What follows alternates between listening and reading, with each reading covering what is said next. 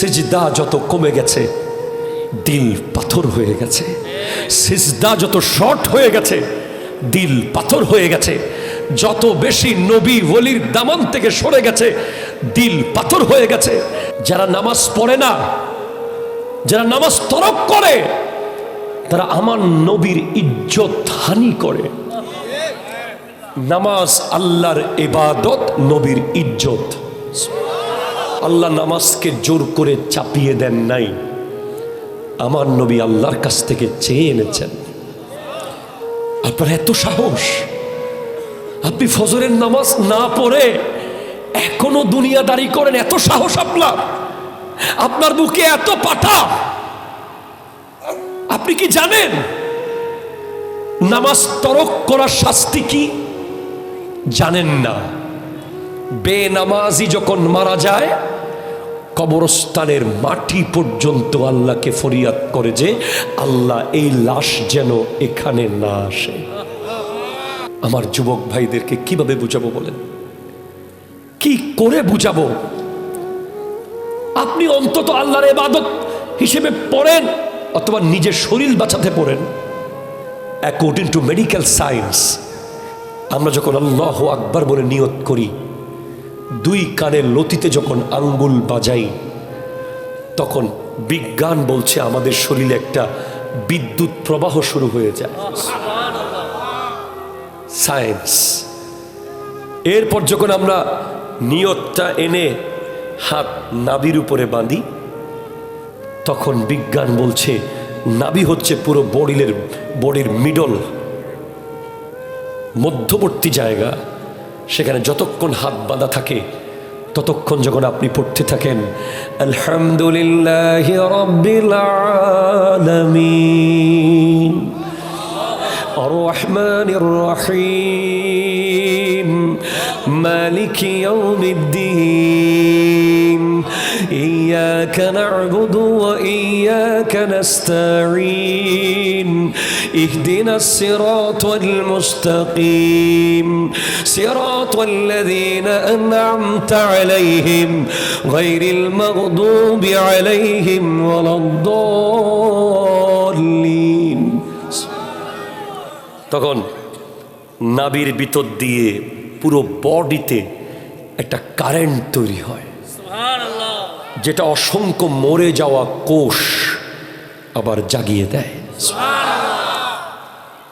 যখন আপনি পারফেক্টলি রুকুতে যান, মেডিকেল সায়েন্স বলছে আপনার স্পাইনাল কর্ড, যেটা মেরুদণ্ডের ভিতর দিয়ে চিকন রক চলে গেছে, ওই মেরুদণ্ড বানানো হয়েছে কিছু প্লেট দিয়ে, এভাবে অসংখ্য প্লেট। এই প্লেটগুলো যদি একটা নড়ে যায়, এমন ব্যাক পেইন হবে, মৃত্যুর আগ পর্যন্ত এই পেইন আর সারানো যায় না। যে ব্যক্তি পারফেক্টলি নিয়মিত রুকু করবে, তার স্পাইনাল কর্ড সব সময় ঠিক থাকবে। এরপরে যখন আপনি সিজদায় যান, আপনার যুগ যুগ ধরে যেই কফ মাথায় জমে গেছে, যেগুলো আপনি কোনোভাবে মেডিসিন দিয়ে বের করতে পারছেন না, যেটা সাইনোসাইটিসের প্রবলেম শুরু করে দিয়েছে, আপনি যতক্ষণ সিজদায় থাকবেন ততক্ষণ ওই কফ নরম হয়ে বের হতে থাকবে। ছট করে উঠে যান, ছট করে উঠে যান, ছট করে উঠে যান। আরে যান না সিজদায়, বলেন না 100 বার, 500 বার বলেন সুবহান রাব্বিয়াল আলা। হযরতে ফাতিমাতুজ জাহরা রাদিয়াল্লাহু তাআলা আনহা এক সিজদা মারতেন, ফজর হয়ে যেত। যারা নবীর দিদার নিয়ে মরতে চায়, তারা যেন আজকে থেকে সিগারেট ফেলে দেয়। কারণ কোন দুর্গন্ধযুক্ত জায়গায় নবীজি আসুক, সেটা কি আমরা চাই? আপনি নবীজির দিদার পেতে চান, সব সময় আপনার চোখে, মুখে, গায়ে, রুমে, কাপড়ে চুপড়ে আতরের খুশবু থাকতে হবে।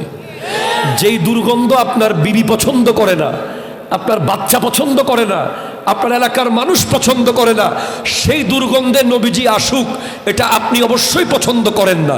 তাই আপনি যদি ইন্তেকালের সময় নবীর দিদার পেতে চান, একটা আমল আজকে আপনাকে দিয়ে গেলাম, আপনি সব সময় আতর লাগিয়ে রাখবেন গায়ে। আল্লাহ তৌফিক দান করুক, আমিন জোরে বলেন। এরপর 3 নম্বর প্রিয়, 1 নম্বর হলো মা জাতি, 2 নম্বর হলো তিব, খুশবু, তিন নম্বরে হলো ওয়াজুইলাত কুররাতু আইনি ফিস সালাত, নামাজের ভেতরে চক্ষু শীতল হওয়া। আপনি গাজীপুরের এই বীর তুলে নামাজ পড়বেন আর আমার নবীর চক্ষু শীতল হবে মদিনাতুল মুনাওয়ারাতে। আপনি আজকের মাহফিলে 10,000 মানুষকে খাওয়াবেন, এক পোটলা নবীকে দেওয়ার সুযোগ নাই, কিন্তু আপনি আপনার মায়ের সেবা করেন, নবী পেয়ে যাবে। আপনি আপনার বোনের হক দিয়ে দেন, নবী পেয়ে যাবে। আপনি আপনার বিবির অধিকার দিয়ে দেন ঠিকভাবে, নবী পেয়ে যাবে। আপনি আপনার ফুফু খালার খবর নেন, নবী পেয়ে যাবে। আপনি নারী জাতি যারা আপনার আত্মীয় স্বজন আছে তাদের হক ঠিকভাবে আদায় করুন, নবীজি পেয়ে যাবেন। আপনি খুশবু দেন, নবীজি পেয়ে যাবেন। আপনি মসজিদে গিয়ে নামাজ পড়েন, প্রতি সেজদায় সেজদায় নবীজির চক্ষু শীতল হয়ে যাবে।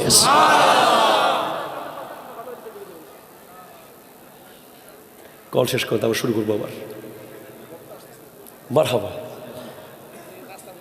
তখনই সিদ্দিক আকবর রাদিয়াল্লাহু তাআলা বলছে, ইয়া রাসূলুল্লাহ, আমারও 3টা প্রিয় আছে। কয়টা? বলে কি? নবীজি খুব খুশি যে আবু বকর কাছে কিছু দিতে পারবো আমি। কিন্তু সিদ্দিক আকবর কি চাইলেন দেখেন, বলে 1 নম্বর প্রিয় হলো আন নাজরু ইলাইকা, আপনি নবীর চেহারার দিকে তাকিয়ে থাকা।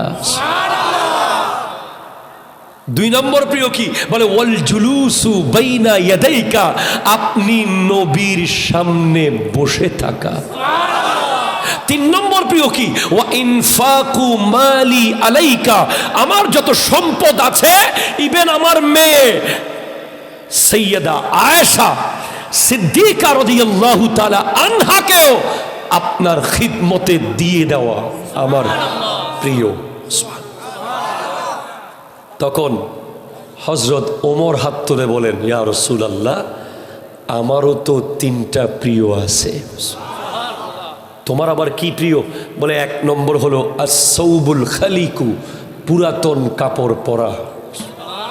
হায় হায় হায় হায়, আজকের দিনে মন্ত্রী, এমপি, পাওয়ারফুল ক্ষমতাবানদের কত ড্রেস, কত ঘরে কত গাড়ি, সন্তানদের কত আভিজাত্য। আর হযরত ওমর ফারুকে আজম অর্ধ জাহানের শাসক, শাসন করেছেন পুরাতন ছেঁড়া কাপড় পরে পরে। একবার হযরত আলী রাদিয়াল্লাহু তাআলা আনহু এসেছেন হযরত ওমরের ঘরে, দরজা নক করছেন। বলে কে? বলে আমি আলী। কেন এসেছো? কথা আছে। বলে কি কথা? কি ব্যক্তিগত না রাষ্ট্রীয়? বলে আমার ব্যক্তিগত কথা। হযরত ওমর চেরাগ নিভিয়ে দিলেন। বলে আপনি চেরাগ কেন নিভিয়ে দিলেন? বলে এগুলো রাষ্ট্রীয় তেল, আমি আপনার সাথে ব্যক্তিগত কথা বলতে গিয়ে এই চেরাগের 1 ফোঁটা তেল জ্বালাতে পারবো না। ঈদের দিন হযরত ওমরের সন্তান, অর্ধ জাহানের শাসক, যাকে দেখলে শয়তান পর্যন্ত আরেক রাস্তায় চলে যেত, যাকে দেখে মদের বোতল দুধের বোতল হয়ে গিয়েছিল।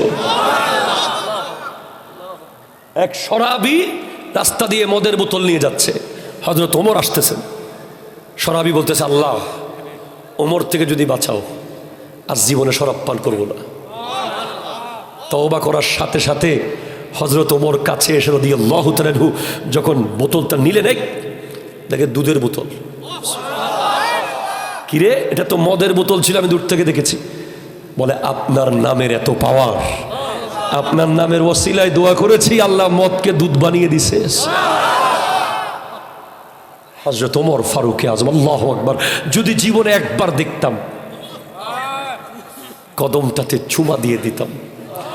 কি বীর পুরুষ ইসলামে ছিল, যার এক হুঙ্কারে 22 লক্ষ বর্গ মাইল মুসলমানদের আন্ডারে চলে এসেছে। আর যাবে কই? তুমি কালীগঞ্জ ছেড়ে, গাজীপুর ছেড়ে ঢাকা যাবা, ঢাকা ছেড়ে আমেরিকা যাবা, আমেরিকা ছেড়ে লন্ডন যাবা, লন্ডন ছেড়ে দক্ষিণ আফ্রিকা যাবা, যেখানেই যাবে ভূমিকম্প সেখানে চলে যাবে। ঠিক কিনা? জোরে কথা। ভূমিকম্প থেকে বাঁচা যায় না রে যুবক, আগুন থেকে বাঁচা যায় না, বন্যার পানি থেকে বাঁচা যায় না, সুনামি থেকে বাঁচা যায় না, মহামারী থেকে বাঁচা যায় না। বাঁচতে হলে ওনাকে রাজি করতে হয়, ঠিক কিনা জোরে কথা বলেন। ওনাকে রাজি রাখতে পারলে উনি 32 ঘন্টা গর্তের ভিতরে জীবিত রাখতে পারে। ওনাকে রাজি করতে পারলে উনি বছরকে বছর আসহাবে কাহাফের মতো পাহাড়ের গুহার মধ্যে ঘুমিয়ে রাখতে পারে। আজকে আমার যুবক ভাইদের মসজিদে মন বসে না। আরে বোকা, তুমি যদি মসজিদের ভিতরে মারা যাও তুমি তো জান্নাতে মারা গেলা। তুমি তো এখনো নবীর সুন্নাতটা নিয়ে রিসার্চ করো নাই। আমার নবী বলেছেন মসজিদে কোন পা দিয়ে ঢুকবো? নামাতের কোন পা? বের হব কোন পা দিয়ে? কেন ভাই? পা দুইটাই তো পা। উত্তর জানা আছে কারো? অ্যাকর্ডিং টু মেডিকেল সায়েন্স জানো দুইটাই তো পা। ডানটা কেন দিতে হবে? বাম দিয়ে ঢুকলে অসুবিধা কি বলবো? মেডিকেল সায়েন্স আমার নবীর এই সুন্নাহ নিয়ে গবেষণা করেছে, বলে ডান পা আর বাম পার কি কারিশমা আছে। আপনি যখন মসজিদের ভেতরে ঢুকে গেলেন তখন কিন্তু আপনি মসজিদের ভিতরে ঢুকে গেছেন। এখন আপনি মারা গেলেই জান্নাতের ভিতরে মারা গেছেন। আমার নবী যে স্পষ্ট বলেছেন, ইজা মারারতুম বিরিয়াজিল জান্নাহ ফারতাউ, যখন তোমরা জান্নাতের বাগানের পাশ দিয়ে যাবে সেখান থেকে ফল ছিঁড়ে ছিঁড়ে খাবে। সাহাবায়ে কেরাম জিজ্ঞেস করছেন, মা রিয়াজুল জান্নাহ ইয়া রাসূলুল্লাহ? নবীজি বলেন, আল মাসাজিদু কুল্লুহুম রিয়াজুল জান্নাহ, সমস্ত মসজিদগুলো জান্নাতের বাগান। সুবহানাল্লাহ। এখন আপনি যখন মসজিদের বাইরে তখন তো বাইরে, কিছু করার নাই, কিন্তু একটা সময় আছে অর্ধেক বাইরে অর্ধেক ভিতরে, তখন কি হবে? ধরেন একটা লোক মসজিদে ঢুকতেছে, ডান পাটা ভিতরে জাস্ট দিয়েছে, এখনো বাম পা বাইরে আছে, বডি অর্ধেক বাইরে আছে। মেডিকেল সায়েন্স বলছে যে ব্যক্তি ডান পায়ের উপরে ভর করা অবস্থায় মারা যাবে তার লাশ পড়বে সামনের দিকে। আমার যে সমস্ত যুবক ভাইদের চুল লিওনেল মেসির মতো, তাদের এখানে বসে থাকা একটু কষ্ট হবে, একটু কষ্ট হবে। তাদেরকে একটা অদৃশ্য শক্তি টেনে তুলে ফেলবে, কারণ আমার মাহফিলে বসলে বেশিরভাগ চুল কেটে ফেলতে হয় পরের দিন। সেজন্য আল্লাহ তাদেরকে বসার তৌফিক দান করুক, আমিন জোরে বলেন। কষ্ট হচ্ছে না তোরা? ইল্লাল্লাযীনা আমানু মানে সিদ্দিক আকবর, জোরে বলেন সুবহানাল্লাহ। তাফসীরে আছে ওয়া আমিলুস সলিহাত ফারুক আযম, ওয়া তাওয়াসাউ বিল হক উসমান যুন্নুরাইন, ওয়া তাওয়াসাউ বিস সাবর মাওলা আলী। এই চারজনকে ইন্ডিকেট করা হয়েছে এই চারটা লাইনের মাধ্যমে। সিদ্দিক আকবর রাদিয়াল্লাহু তাআলাকে প্রশ্ন করলাম, আপনার ঈমানের গাছটা কত বড়? ঈমানের গাছ। আমার যুবক ভাইয়েরা জানে কিনা জানি না, তারা অনেক গাছ সম্পর্কে জানে, তবে ঈমানের গাছ একটা আছে যেটা রু জগতে যখন আল্লাহ আমাদেরকে ডাক দিয়েছিলেন, আলাস্তু বিরাব্বিকুম, আমি কি তোমাদের রব নই, তখন আমরা যারা বালা বলেছিলাম, তখন আল্লাহ আমাদেরকে একটা ঈমানের বীজ গাছের একটা দানা, যেটা রোপণ করলে কি হবে? চারা হবে। সিড অফ ঈমান, সিড অফ ঈমান দিয়েছেন, ঈমানের বীজ দিয়েছেন। ওটা নিয়ে এবার যারা দুনিয়াতে আমরা আসতে পেরেছি, সবাই দুনিয়াতে আসতে পারে নাই। কোটি কোটি লাশের ভেতর থেকে যাকে আল্লাহর মন চেয়েছে তাকে মায়ের পেটে আসার সুযোগ দিয়েছে। আল্লাহ বলছেন, ফাকুনতুম আমওয়াতান ফাআহইয়াকুম সুম্মা ইউমীতুকুম সুম্মা ইউহয়ীকুম সুম্মা ইলাইহি তুরজাউন। তোমরা সবাই তো মৃত ছিলে, মৃত, আমি আল্লাহ জীবন দিয়েছি, পুনরায় আবার মরণ দেব, আবার জীবন দেব, আবার আমি আল্লাহর কাছে আসতে হবে।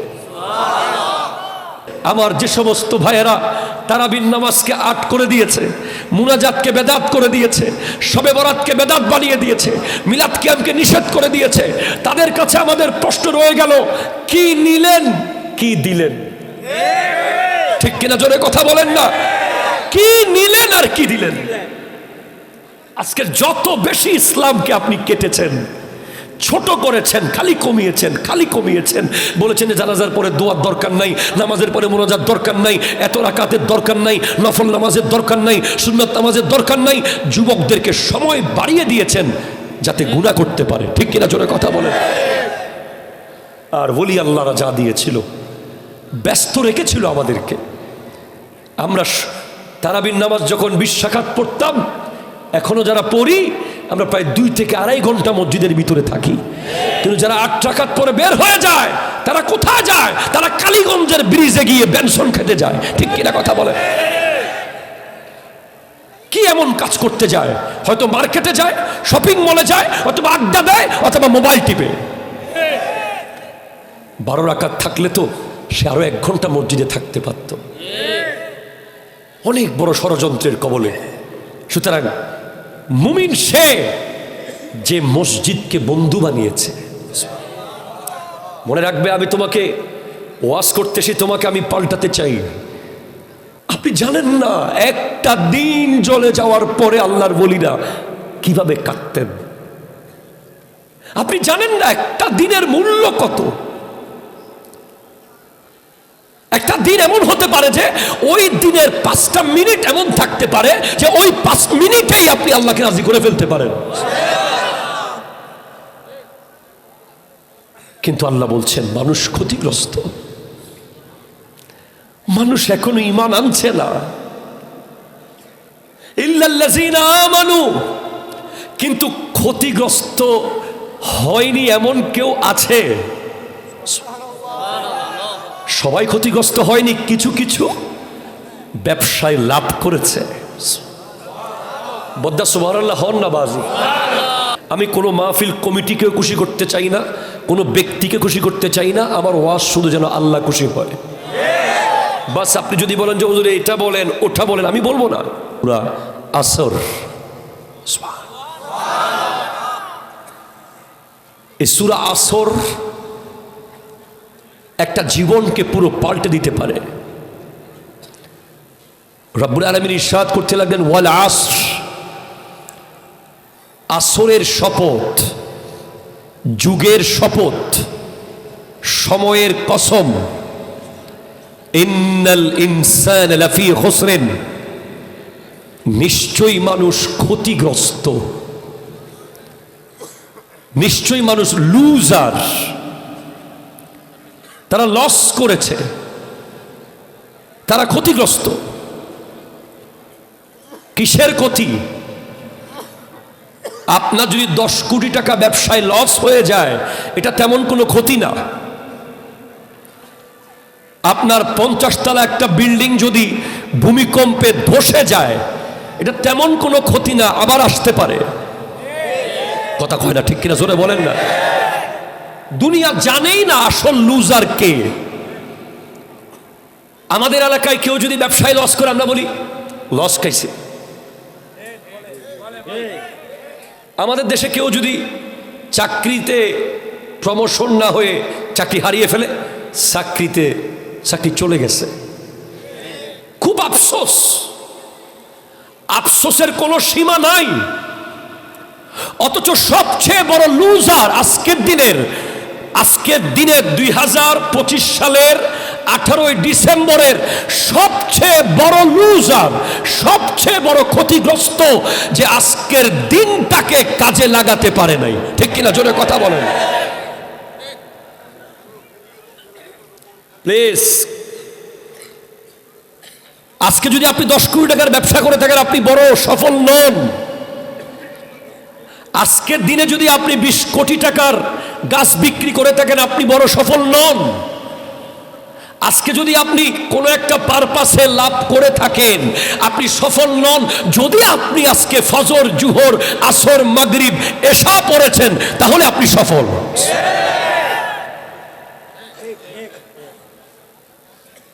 আপনার ব্যবসা সফল হয়েছে।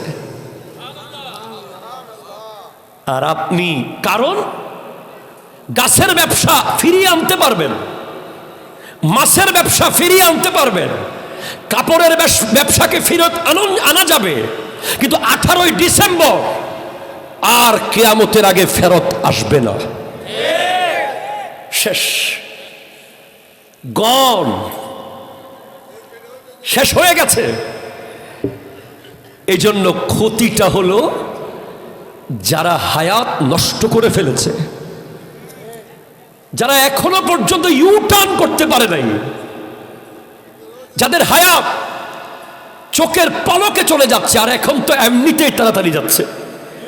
কারণ আপনি দেখবেন যে আমার নবী ইরশাদ করেছেন, লা তাকুমুস সাআতু হাত্তা ইয়াতাকারাবাজ জামান, কিয়ামত ততক্ষণ কায়েম হবে না যতক্ষণ সময় সংকীর্ণ হয়ে যাবে না। আমরা দেখতে পাচ্ছি ফজর হলেই এশা হয়ে যাচ্ছে, এই ফজর এই এশা, এই ফজর এই এশা, এই বৃহস্পতিবার এই শনিবার, এই জানুয়ারি এই ডিসেম্বর, এই 2020 এই 2025 চোখের পলকে চলে গেছে। আর কবি বলছে আমুররু, প্লিজ নজর মেরি তরফ, দিল মদিনে মে, আমুররু আলাল মাকাবিরে কুল্লা হিন, আমি প্রতিদিন কবরস্থানের পাশ দিয়ে যাই, ওয়ালা আদরি আইয়ুল আরদে কবরি, কিন্তু আমি জানি না আমার কবরটা কোথায় হবে। ঠিক কিনা বলেন বলেন বলেন, জানি না। ওয়াফরাহু বিল গানা ইন যাদা মালি, যখন টাকা বাড়ে, সম্পদ বাড়ে, ব্যাংক ব্যালেন্স বাড়ে, বিল্ডিং বাড়ে, আমি হাসি। ওয়ালা আবকি আলা নুকসানে উমরি, কিন্তু আমি কাঁদি না আমার হায়াত চলে যাচ্ছে। আপনি জানেন না একটা দিন চলে যাওয়ার পরে আল্লাহর ওলিরা কিভাবে কাঁদতেন। আপনি জানেন না একটা দিনের মূল্য কত। একটা দিন এমন হতে পারে যে ওই দিনের 5টা মিনিট এমন থাকতে পারে যে ওই 5 মিনিটেই আপনি আল্লাহকে রাজি করে ফেলতে পারেন। কিন্তু আল্লাহ বলছেন মানুষ ক্ষতিগ্রস্ত, মানুষ এখনো ঈমান আনছে না। ইল্লাল্লাযীনা আমানু, কিন্তু ক্ষতিগ্রস্ত হয়নি এমন কেউ আছে? সবাই ক্ষতিগ্রস্ত হয়নি, কিছু কিছু ব্যবসায় লাভ করেছে। বদ্দা সুবহানাল্লাহ হন না বাজি। আমি কোনো মাহফিল কমিটিকেও খুশি করতে চাই না, কোনো ব্যক্তিকে খুশি করতে চাই না, আমার ওয়াজ শুধু যেন আল্লাহ খুশি হয়। বাস আপনি যদি বলেন যে হুজুর এটা বলেন ওটা বলেন, আমি বলবো না। আমি ওই খতিব যার কথায় মসজিদের সভাপতি চলে, ওরা গিয়ে দেখে এসেছে। আমার এই জিন্দেগিতে আল্লাহ এত নিয়ামত দিয়েছে যে আমার কিছু লাগবে না। আমি সারা বাংলাদেশে এনটিআরসির প্রভাষক নিবন্ধন পরীক্ষায় 18 লাখ শিক্ষকের মধ্যে ষষ্ঠ হয়েছি। আমি চট্টগ্রাম ইউনিভার্সিটি, ইসলামী ইউনিভার্সিটি, কুষ্টিয়া ইসলামী ইউনিভার্সিটি, জামিয়া, মোট 4টা বিশ্ববিদ্যালয় থেকে মাস্টার শেষ করেছি। আমি ঢাকা খিলগাঁওতে জুমা পড়াই। আমার এই মাহফিল করার কোনো দরকার নাই, আমার যথেষ্ট আছে। কিন্তু উদ্দেশ্য হলো পাল্টাতে হবে আজকে। যদি আজকে না পাল্টান আমাকে আর জীবনে দাওয়াত দেওয়া যাবে না। মাহফিল শুনবেন, পরের দিন আবার আগের জায়গায় থাকবেন, এই মাহফিলের কোনো দরকার নাই। ঠিক কিনা জোরে কথা বলে, কোনো লাভ নাই। মাফি ফায়দাই আল্লাহ। মাহফিল মানে পাল্টে যেতে হবে। কিছু আছে যারা ব্যবসায় লাভ করেছে, যারা দিনটাকে কাজে লাগিয়েছে। ইল্লা হরফে ইস্তিসনা আলাদা করা হচ্ছে। আল্লাযীনা আমানু, যারা ঈমান এনেছে। সবাই ঈমানদার, ঘরে ঘরে ঈমানদার, রোডে রোডে ঈমানদার, রাস্তায় ঈমানদার, দোকানে ঈমানদার, মাঠে ঈমানদার, নদীর ধারে ঈমানদার। ঈমানদারের অভাব না। আসলে ঈমানদার কে? প্লিজ, আমি কি গভীরে ঢুকবো একটু? আপনারা কি আমার লগে থাকবেন?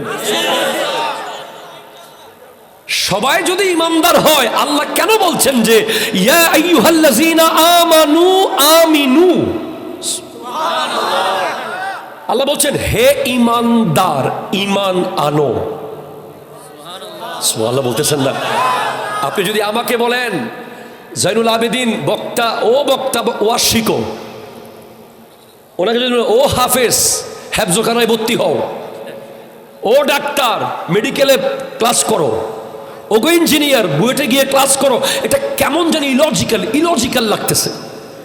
ডাক্তার কেন ডাক্তারি পড়বে, মাস্টার কেন মাস্টারি পড়বে, হুজুর কেন হেফজ করবে? কিন্তু আল্লাহ কোনো ইলজিক্যাল কথা বলে না। আল্লাহ যা বলে তার মধ্যে হিকমত আছে না নাই? আল্লাহ বলছেন ইয়া আইয়ুহাল্লাযীনা আমানু আমিনু, হে ইমানদার ইমান আনো। ইমানদারের অনেক ক্রাইটেরিয়া আছে। একটা ব্যক্তির কথা না বললে বেওয়াফাই হয়ে যাবে, যার ওরস এই মাসে আফজালুল বাশার বাদাল আম্বিয়া, আফজালুন নাস বাদাল আম্বিয়া, মুরিদ ও মুরাদে মুস্তাফা, মেহবুব ও মুহিব্বে মুস্তাফা, যার ব্যাপারে আমার নবী বলেছেন আবু বকর ওয়াজিরি ওয়াল কায়েমু ফি উম্মতি মিন বাদি ওয়া উমরু হাবিবি ওয়া হুয়া ইয়ান্তিকু আলা লিসানি ওয়া আনা মিন উসমান ওয়া উসমানুম মিন্নি ওয়া আলিয়ুন আখি ওয়া সাহিবু লিওয়াই। আমার নবী বলেছেন আবু বকর তাজুল ইসলাম ওয়া উমরু খুল্লাতুল ইসলাম ওয়া উসমানু ইকলিলুল ইসলাম ওয়া আলিয়ুন তাবিবুল ইসলাম। আমার নবী বলেছেন ইন্নাল্লাহা ইফতারাদা হুব্বা আবি বকর ওয়া উমর ওয়া উসমান ওয়া আলী কামা ইফতারাদা সালাতা ওয়া যাকাতা ওয়া সাওমা ওয়াল হজ্জা ফামান আনকারা ফাদলাহুম লা ইয়াকবালু আল্লাহু সারফান ওয়ালা আদলান ইয়ানি আল ফরাইদ ওয়ান নওয়াফিল।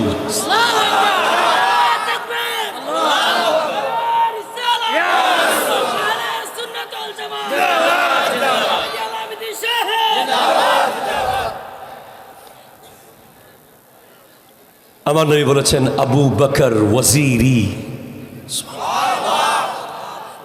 আবু বকর আমার উজির, পরামর্শদাতা, ওয়াল কায়েমু ফি উম্মতি মিন বাদি, আবু বকর আমার পরে এই উম্মতের দায়িত্ব নিয়ে দাঁড়িয়ে থাকবে। ওয়া উমরু হাবিবি, ওমর আমার বন্ধু, ওয়া হুয়া ইয়ান্তিকু আলা লিসানি, ওমর কথা বলবে আমার ভাষায়। ওয়া আনা মিন উসমান ওয়া উসমানু মিন্নি, আমি উসমান থেকে, উসমান আমার থেকে। ওয়া আলিয়ুন আখি ওয়া সাহিবু লিওয়াই, মাওলা আলী কাররামাল্লাহু তাআলা ওয়াজহুল করিম আমার ভাই, কিয়ামতের দিন আমার পতাকা নিয়ে দাঁড়িয়ে থাকবে। সিদ্দিক আকবরকে প্রশ্ন করলাম, সূরা আসরের তাফসীর দেখলাম যে ইল্লাল্লাযীনা আমানু মানে সিদ্দিক আকবর।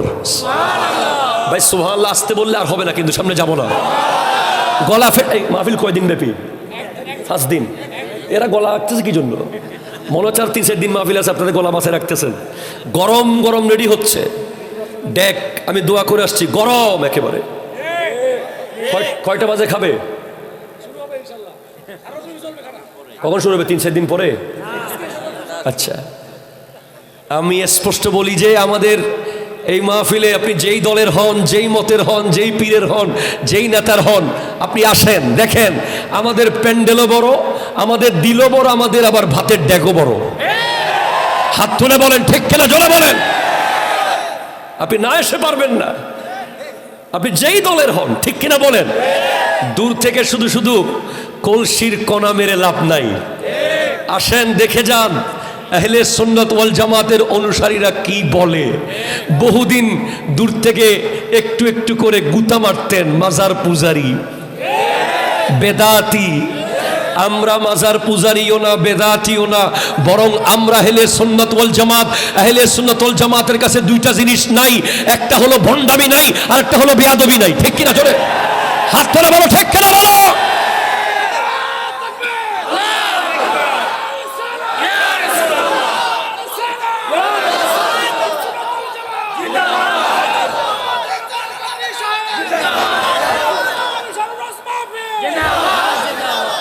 আমাদের কাছে জিন্দাবাদ, আমাদের কাছে নামাজ, রোজা, হজ, যাকাত, ইজ্জত, সম্মান, শান, আজমত, মুহাব্বত, প্রেম, ঈমান, আকীদা সব আছে।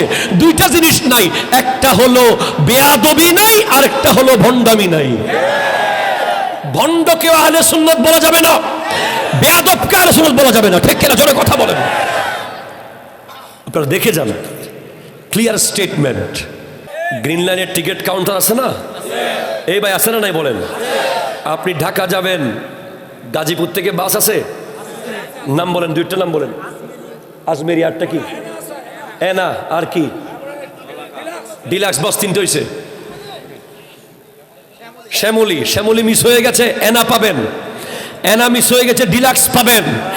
আর যদি দুবাই যান, এমিরাটস মিস হয়ে গেছে, এয়ার আরাবিয়া আছে, মিস হয়ে গেছে, বিমান বাংলাদেশ এয়ারলাইন্স আছে। যদি আমেরিকা যান, সেভাবে একটার পর একটা আছে, একটার পর একটা আছে। যদি জান্নাতে যেতে চান, গাড়ি আছে শুধু একটাই, একটাই, একটাই, যেটার নাম আহলে সুন্নাত ওয়াল জামাত। হাত তুলে বলো, ঠিক কিনা? জোরে বলো। একটাই গাড়ি, ওটা মিস হয়ে গেলে আর গাড়ি। তোরে ভাই টিকিট কাউন্টার যদি ভেঙে দাও, গাড়িতে উঠতে পারবা? আপনি যদি গ্রিন লাইনের কাউন্টারটা ভাঙিয়ে দেন, আপনাকে তখন টিকিট নেওয়ার জন্য ঢাকা যেতে হবে। টিকিট কাউন্টার যত কাছে থাকে তত লাভ। ওই আছে না, কাউন্টার আছে না? কোন নারী পুরুষের অবাধ মেলামেশা, মদ গাজা, জুয়া, ভণ্ডামি, সুতা বাঁধা, ফানি ফোরা, তাবিজ, কবস, তালা, বালু, শুধু জিয়ারত, ঠিক কিনা? জোরে কথা বলো। তো কোন দুঃখে আমাদেরকে গুতা মারতেছ, ঠিক কিনা বলেন? আপনি কাউন্টারের আশেপাশে যদি ময়লা দেখেন, সেগুলো সাফ করে দেন, কাউন্টার ভেঙে দিয়েন না, ঠিক কিনা? ধরে বলেন। আবার টিকেটের কিন্তু লেখা থাকে, গাড়িতে মালামাল নিজ দায়িত্বে রাখুন।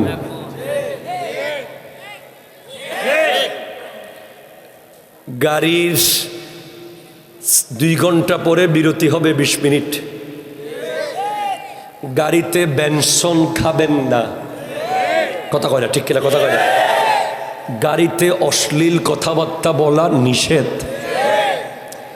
আহলে সুন্নাতের কাউন্টারের টিকেটেও লেখা আছে, মা আনা আলাইহি ওয়া আসহাবি। নবী যেদিকে, গাড়িটা সেদিকে, সাহাবা যেদিকে, গাড়িটা সেদিকে।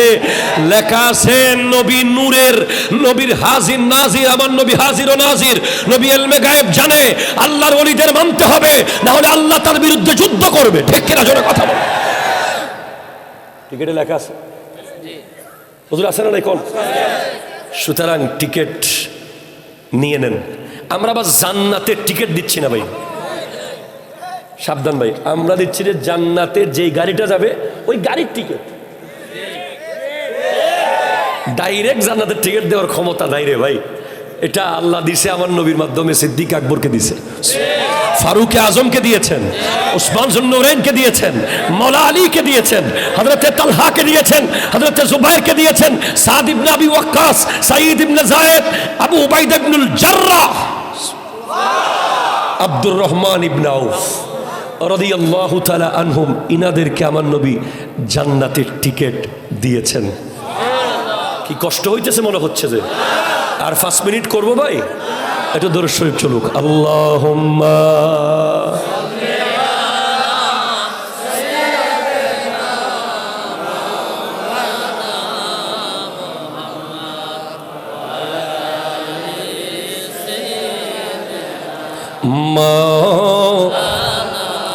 সুবহানাল্লাহ ওয়াল হামদুলিল্লাহ লা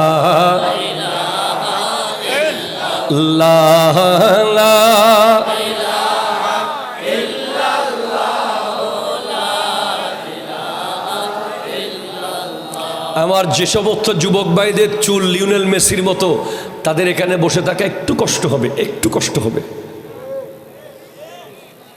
তাদেরকে একটা অদৃশ্য শক্তি টেনে তুলে ফেলবে, কারণ আমার মাহফিলে বসলে বেশিরভাগ চুল কেটে ফেলতে হয় পরের দিন। সেজন্য আল্লাহ তাদেরকে বসার তৌফিক দান করুক, আমিন জোরে বলেন। কষ্ট হচ্ছে না তোরা? ইল্লাল্লাযীনা আমানু মানে সিদ্দিক আকবর, জোরে বলেন সুবহানাল্লাহ। তাফসীরে আছে ওয়া আমিলুস সলিহাত ফারুক আযম।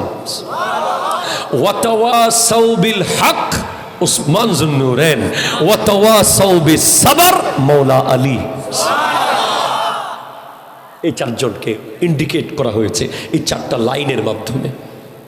সিদ্দিক আকবর রাদিয়াল্লাহু তাআলাকে প্রশ্ন করলাম, আপনার ঈমানের গাছটা কত বড়? ঈমানের গাছ।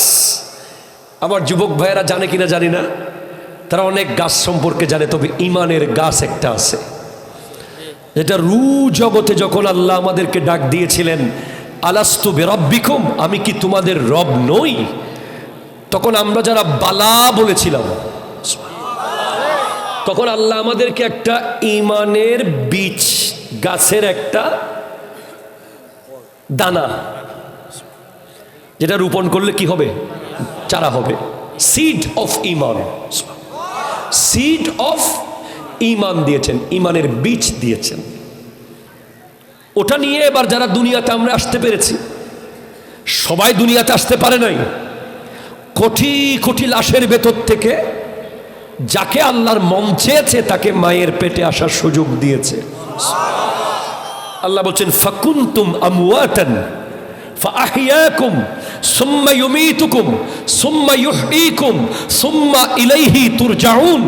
তোমরা সবাই তো মৃত ছিলে, মৃত, আমি আল্লাহ জীবন দিয়েছি, পুনরায় আবার মরণ দেব, আবার জীবন দেব, আবার আমি আল্লাহর কাছে আসতে হবে। ঈমান, সিড অফ ঈমান, ঈমানের চারা গাছ বা বীজ। আপনি যদি শীতকালে যদি আপনি গোলাপ রোপণ না করেন, গরমকালে তেমন হয় না, সিজন। আপনি যদি শীতের সবজি গরমকালে রোপণ করেন, হবে না। আবার সয়েল, যেখানে বেগুন হয় ওখানে যদি আপনি ধান রোপণ করে দেন, হবে না। সয়েল অ্যান্ড ওয়েদার দুইটা ভেরি ইম্পর্টেন্ট থিংস গাছ বড় হওয়ার জন্য। সিদ্দিক আকবর রাদিয়াল্লাহু তাআলাকে জিজ্ঞেস করলাম, আপনার ঈমানের গাছটা তো অনেক বড়, এটা কোন জমিতে রোপণ করলেন, এটা কোথায় রোপণ করলেন? উত্তর আসবে সিদ্দিক আকবরের পক্ষ থেকে, ফারুক আজমের পক্ষ থেকে, উসমান যুন্নুরাইনের পক্ষ থেকে, মাওলা আলীর পক্ষ থেকে।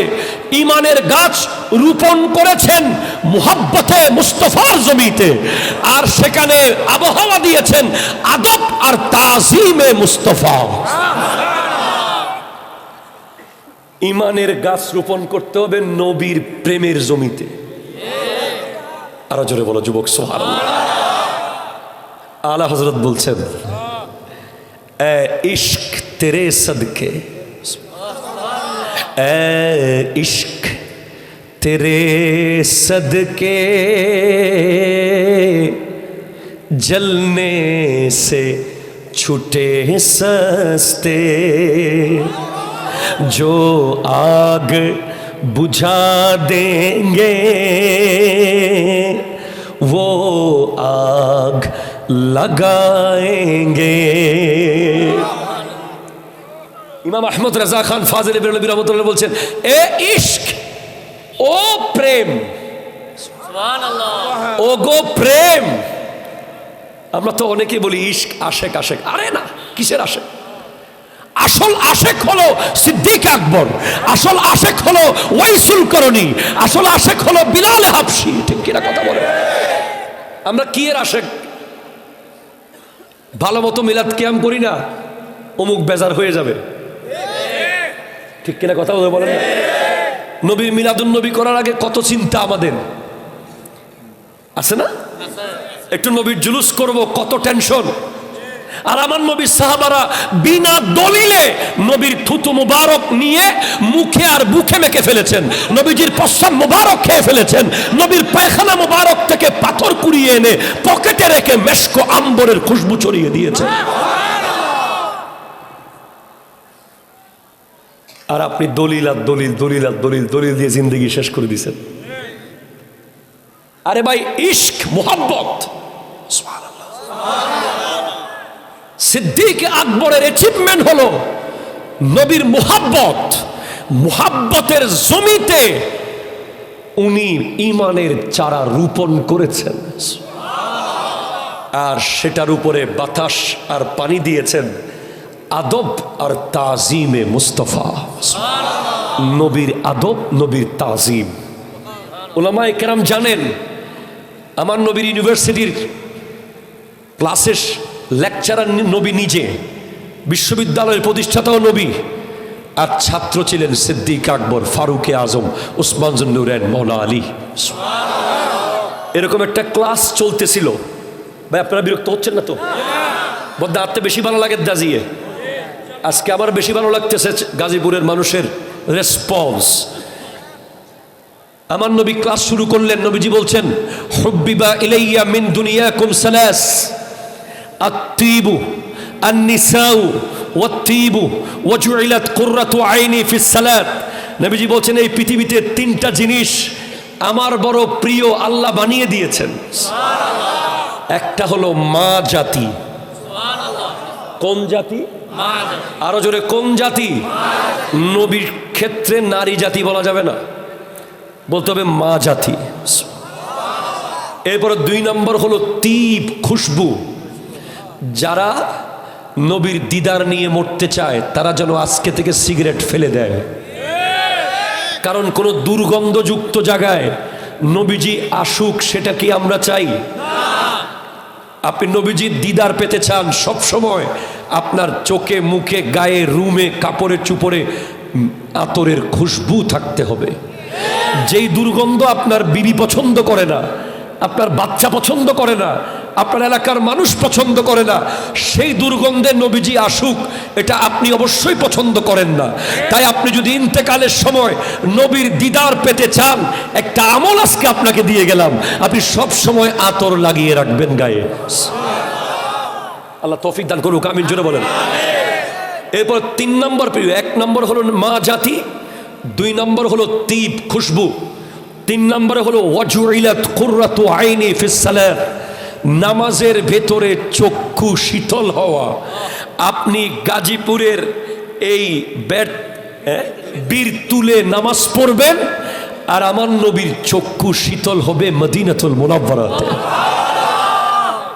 আপনি আজকের মাহফিলে 10,000 মানুষকে খাওয়াবেন, 1 পোটলা নবীকে দেওয়ার সুযোগ নাই, কিন্তু আপনি আপনার মায়ের সেবা করেন, নবী পেয়ে যাবে। আপনি আপনার বোনের হক দিয়ে দেন, নবী পেয়ে যাবে। আপনি আপনার বিবির অধিকার দিয়ে দেন ঠিকভাবে, নবী পেয়ে যাবে। আপনি আপনার ফুফু খালার খবর নেন, নবী পেয়ে যাবে। আপনি নারী জাতি যারা আপনার আত্মীয় স্বজন আছে তাদের হক ঠিকভাবে আদায় করুন, নবীজি পেয়ে যাবেন। আপনি খুশবু দেন, নবীজি পেয়ে যাবেন। আপনি মসজিদে গিয়ে নামাজ পড়েন, প্রতি সেজদায় সেজদায় নবীজির চক্ষু শীতল হয়ে যাবে।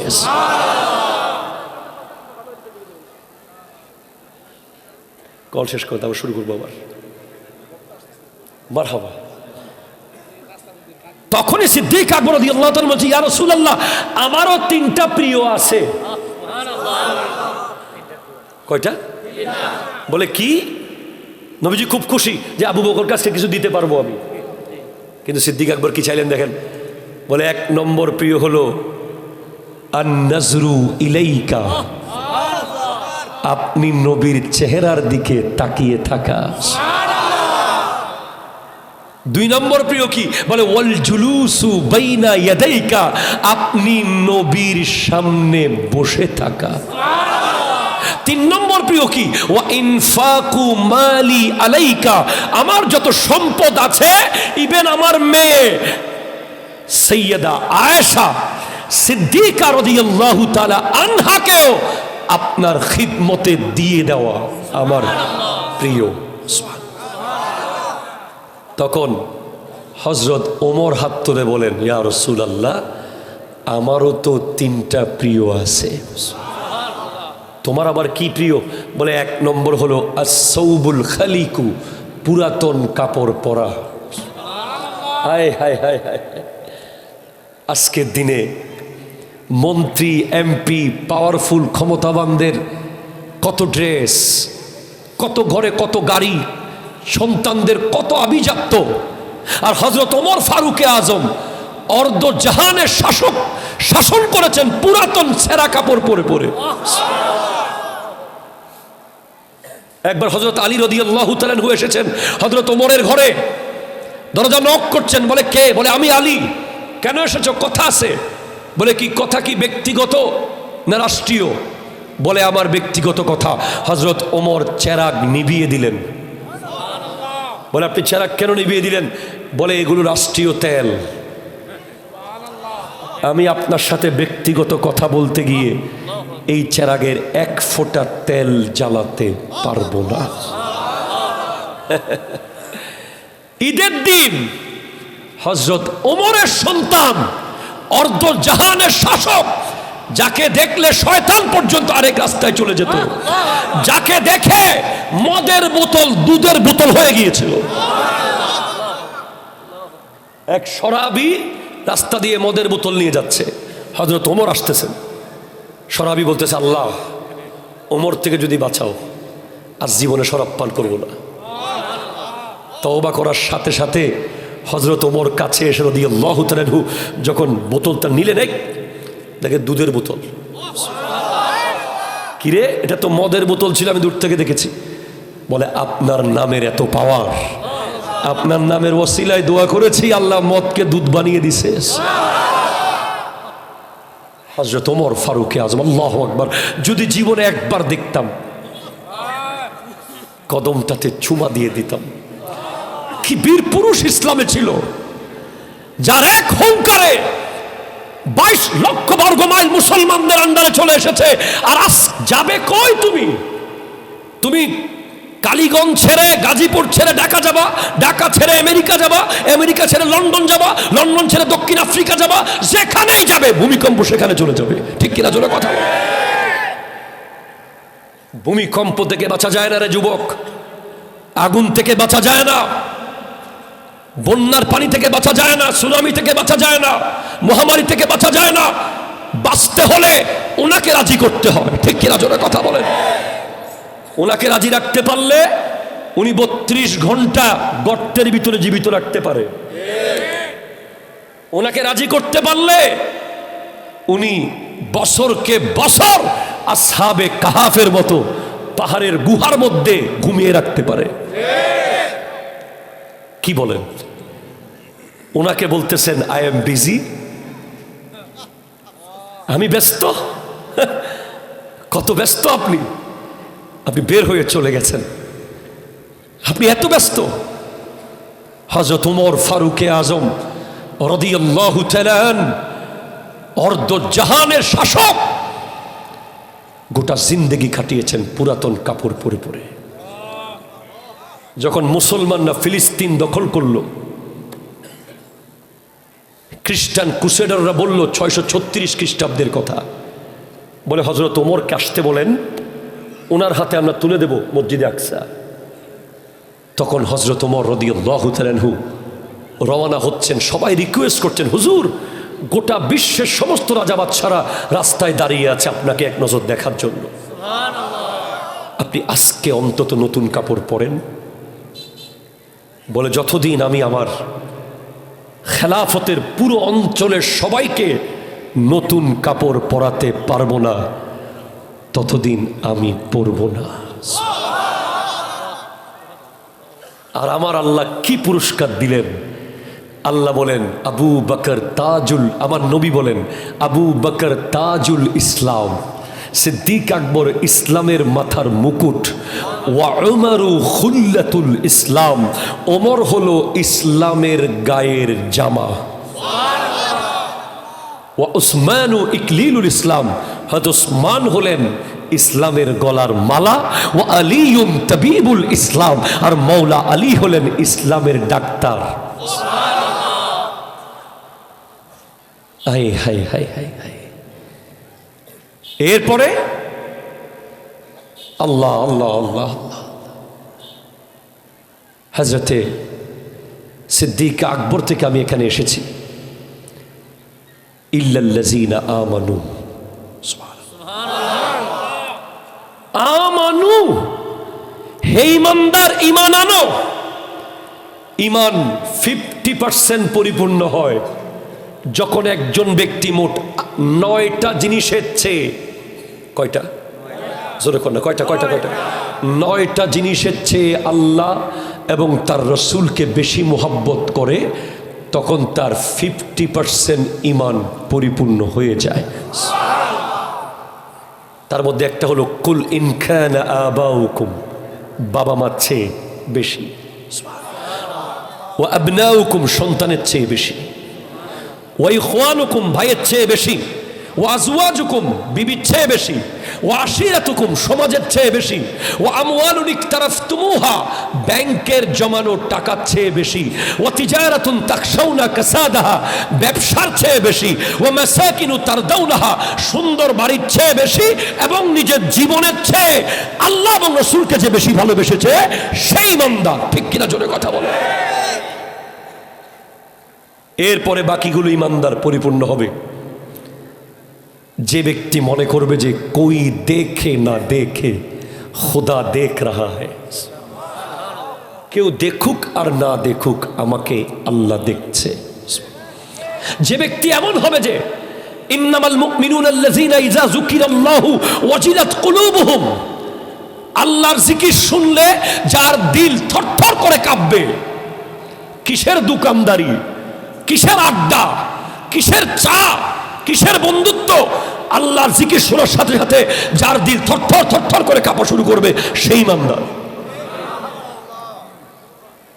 ওয়াইজা তুলিয়াত আলাইহিম আয়াতুহু যাদাতহুম ঈমানা, আল্লাহর কোরআনের তিলাওয়াত শুনলে যার ঈমান শক্তি বাড়তে থাকে সে ঈমানদার। ওয়া আলা রাব্বিহিম ইয়াতাওয়াক্কালুন, যে ব্যক্তি আল্লাহর উপরে পরিপূর্ণ ভরসা করে।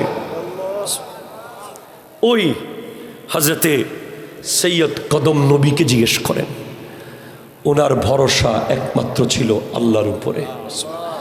খাজা মাইনুদ্দিন চিশতিকে জিজ্ঞেস করেন, হযরতে শাহ সুলতান বলখি, শাহজালাল ইয়ামানি, শাহ পরান, শাহ মানব, যারা এই হিন্দু রাষ্ট্রে এসেছিল ইসলামের দাওয়াত দেওয়ার জন্য, রিসিভ করার কেউ ছিল না, একমাত্র আল্লাহর উপর তাওয়াক্কুল করে চলে এসেছিল। খাজা মাইনুদ্দিন চিশতি রহমতুল্লাহ আলাইহি তো 2500 মাইল পায়ে হেঁটে এসেছে, পায়ের নখ খুলে খুলে পড়ে গেছে। দুঃসাহসী ইমানদার যারা আল্লাহর উপরে তাওয়াক্কুল করে। এরপর ইমানদারকে, আমার যুবক ভাইদের কাছে আসতেছি, আমার বক্তব্য শেষের দিকে গোছাচ্ছি। কাদ আফলাহাল মুমিনুন,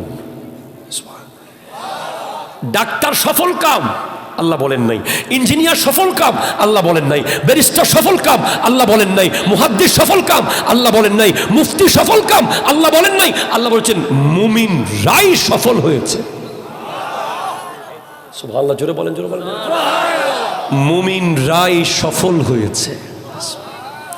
তারা কি করেছে? আল্লাযীনা হুম ফি সালাতিহিম খাশিউন, যারা হৃদয় দিয়ে নামাজ পড়েছে, যারা কলিজা দিয়ে নামাজ পড়েছে, সিজদায় যখন গেছে মনে করেছে পৃথিবীতে আর কেউ নাই, আমি আর আমার আল্লাহ আছি। আজকের যুব সমাজকে আপনি দেখেন, তারা 95% শুধু হাসে, অনলি 5% কাঁদে, তাও ফেভারিট টিম যদি ফুটবলে হেরে যায়। 95% হাসে, 5% কাঁদে যদি গার্লফ্রেন্ডের বিয়ে হয়ে যায়। কথা জোরে কর না, ঠিক কিনা জোরে বলেন। চোখের পানি এখন আর মসজিদে আসে না। আগে আপনি দেখতেন, আজ থেকে 4-5 বছর আগে, 10 বছর আগে দেখা যেত মসজিদে যখন ইমাম সাহেব হুজুর মুনাজাত শুরু করত, কোন এক কোণা থেকে এক যুবকের চোখের পানির আওয়াজ আসতো। এখন কান্না আসে না, হৃদয় শক্ত হয়ে গেছে, সিজদা যত কমে গেছে দিল পাথর হয়ে গেছে, সিজদা যত শর্ট হয়ে গেছে দিল পাথর হয়ে গেছে, যত বেশি নবী ওলির দামান থেকে সরে গেছে দিল পাথর হয়ে গেছে। আমার যে সমস্ত ভাইয়েরা তারাবির নামাজকে 8 করে দিয়েছে, মুনাজাতকে বেদাত করে দিয়েছে, শবে বরাতকে বেদাত বানিয়ে দিয়েছে, মিলাদ কিয়ামকে নিষেধ করে দিয়েছে, তাদের কাছে আমাদের প্রশ্ন রয়ে গেল, কি নিলেন কি দিলেন? ঠিক কিনা জোরে কথা বলেন না? কি নিলেন আর কি দিলেন? আজকে যত বেশি ইসলামকে আপনি কেটেছেন, ছোট করেছেন, খালি কমিয়েছেন, বলেছেন যে জানাজার পরে দোয়ার দরকার নাই, নামাজের পরে মোনাজাত দরকার নাই, এত রাকাতের দরকার নাই, নফল নামাজের দরকার নাই, সুন্নাত নামাজের দরকার নাই। যুবকদেরকে সময় বাড়িয়ে দিয়েছেন যাতে গুনাহ করতে পারে। ঠিক কিনা জোরে কথা বলেন?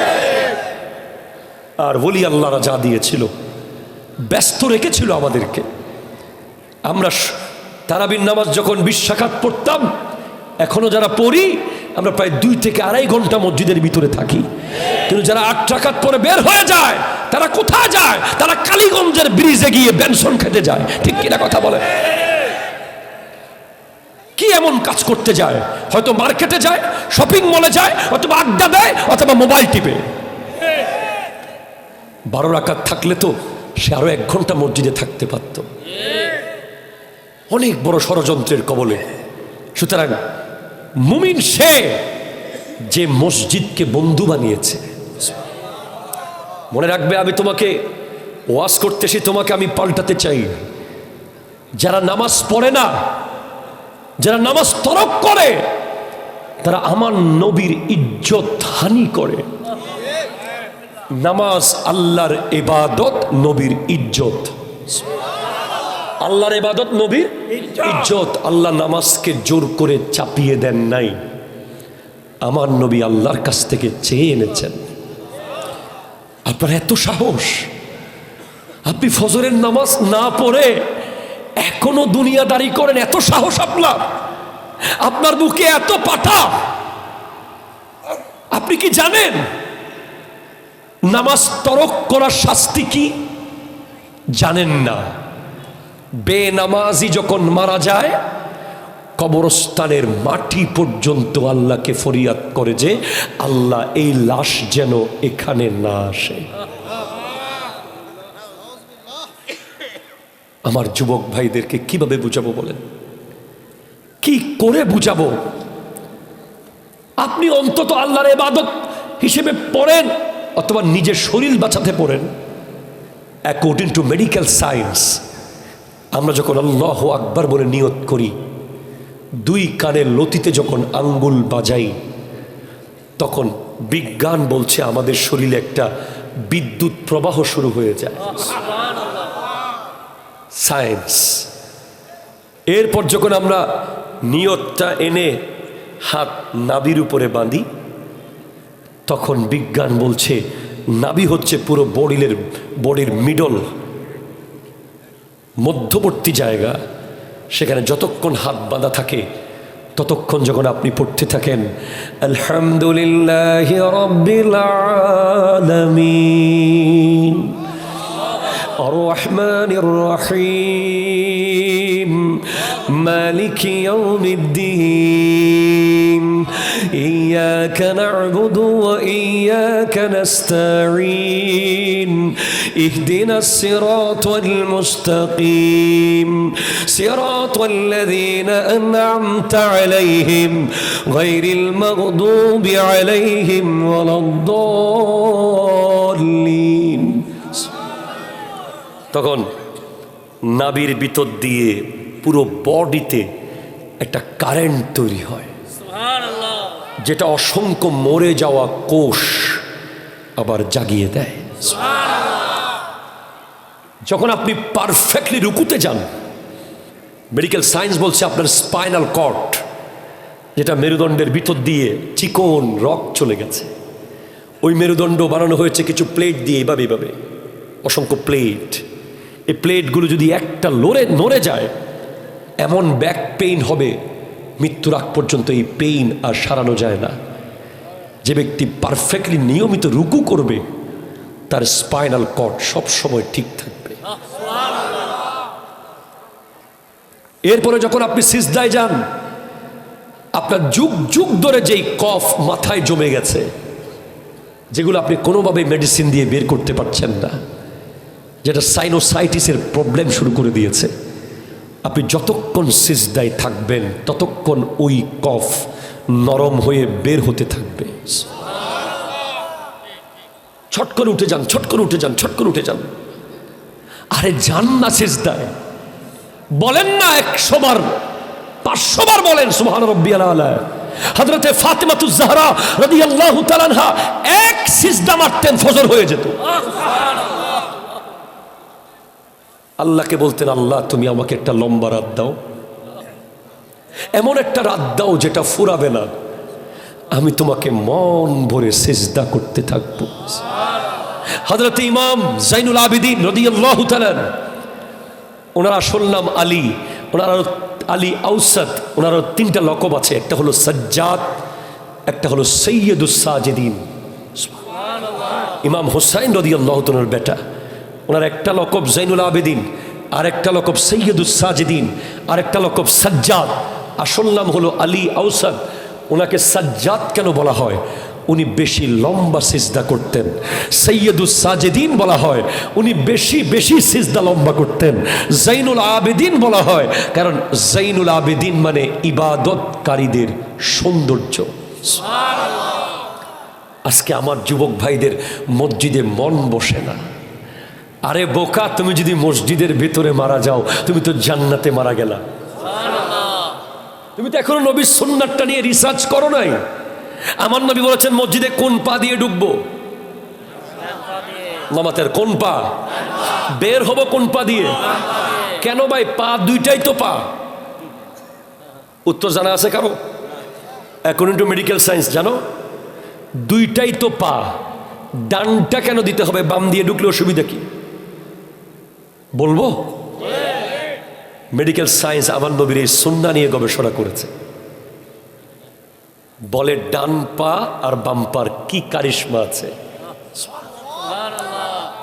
আপনি যখন মসজিদের ভেতরে ঢুকে গেলেন তখন কিন্তু আপনি মসজিদের ভিতরে ঢুকে গেছেন। এখন আপনি মারা গেলেই জান্নাতের ভিতরে মারা গেছেন। আমার নবী যে স্পষ্ট বলেছেন, ইজা মারারতুম বিরিয়াজিল জান্নাহ ফারতাউ, যখন তোমরা জান্নাতের বাগানের পাশ দিয়ে যাবে সেখান থেকে ফল ছিঁড়ে ছিঁড়ে খাবে। সাহাবায়ে কেরাম জিজ্ঞেস করছেন, মা রিয়াজুল জান্নাহ ইয়া রাসূলুল্লাহ? নবীজি বলেন, আল মাসাজিদু কুল্লুহুম রিয়াজুল জান্নাহ, সমস্ত মসজিদগুলো জান্নাতের বাগান। সুবহানাল্লাহ। এখন আপনি যখন মসজিদের বাইরে তখন তো বাইরে, কিছু করার নাই, কিন্তু একটা সময় আছে অর্ধেক বাইরে অর্ধেক ভিতরে, তখন কি হবে? ধরেন একটা লোক মসজিদে ঢুকতেছে, ডান পাটা ভিতরে জাস্ট দিয়েছে, এখনো বাম পা বাইরে আছে, বডি অর্ধেক বাইরে আছে। মেডিকেল সায়েন্স বলছে যে ব্যক্তি ডান পায়ের উপরে ভর করা অবস্থায় মারা যাবে তার লাশ পড়বে সামনের দিকে। ন বুঝে? লাশ কোথায় পড়বে? মানে কোথায় পড়বে? ভেতরে পড়বে। এবার বের হওয়ার সময় আবার একই সিচুয়েশন। আগে দিলেন বাম পা, ডান পা এখনো কোথায়? ভিতরে আছে। বাম পায়ের উপর ভর করেছেন, বাইরে পাটা দিয়েছেন, ঠিক সেই সময় রুটা কবজ হয়ে গেছে চট করে। তখন মেডিকেল সায়েন্স বলছে বাম পায়ের উপরে ভার করা অবস্থায় যদি কেউ মারা যায় লাশ পড়বে পেছনের দিকে।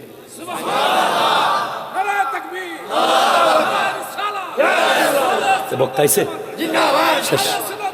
জিন্দাবাদ।